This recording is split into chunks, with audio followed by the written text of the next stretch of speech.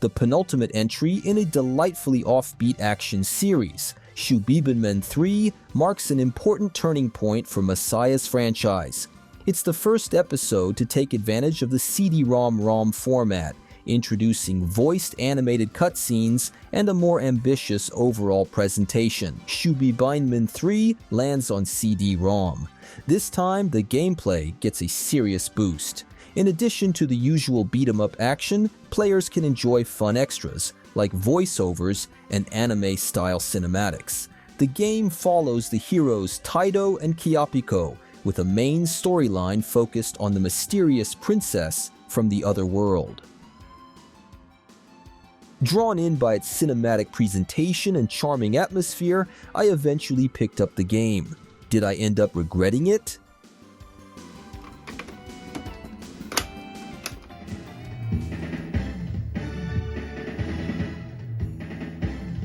Even though I'll be judging SHUBIBINMAN 3 on its own merits, it's clear that it marks a notable improvement in visual quality over its predecessors.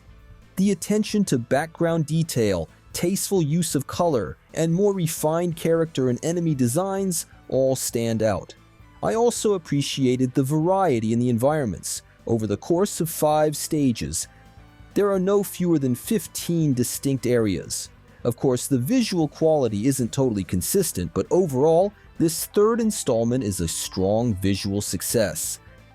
Thanks to the CD-ROM format, it also features many cutscenes, arguably its main competitive edge at the time. Out of roughly 30 minutes of total playtime, about 10 minutes are spent on cinematics, including the introduction. Fortunately, they're quite well made, featuring high-quality character designs.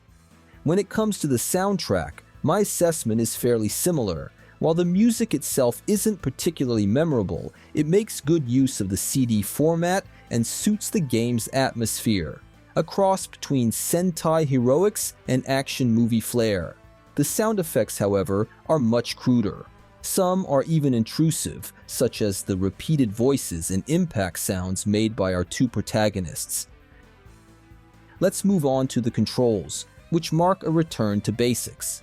Gone are the Mega Man-style projectiles of the second game. This time, both characters use swords to attack. The control scheme is simple. One button to jump, another to attack. That's it. Well, almost. By holding down the attack button, you can charge and release a directional energy blast called the Jubai Beam. As in the previous entries, there's a co-op mode for 2 players, allowing for combined Jubai Beam attacks that can be either focused or spread out. At one point, I thought there might be special moves like in SHUBIBINMAN 0, but no, that's not the case. So despite the co-op mode, the game is extremely limited in terms of combat options, making it feel overly simplistic, especially for a title released in 1992. This feeling is reinforced by the underwhelming level design, made up mostly of long linear sections with repetitive, uninspired enemy waves. It's reminiscent of early Valis titles, which at least had the excuse of age. The game tries to shake things up with gimmicky segments like elevator drops, mech suit driving, or even a brief shoot-'em-up space sequence. But overall, SHUBIBINMAN 3 feels too basic in design. Strangely enough, it feels even less substantial than the second game, which, while imperfect, had a stronger structure.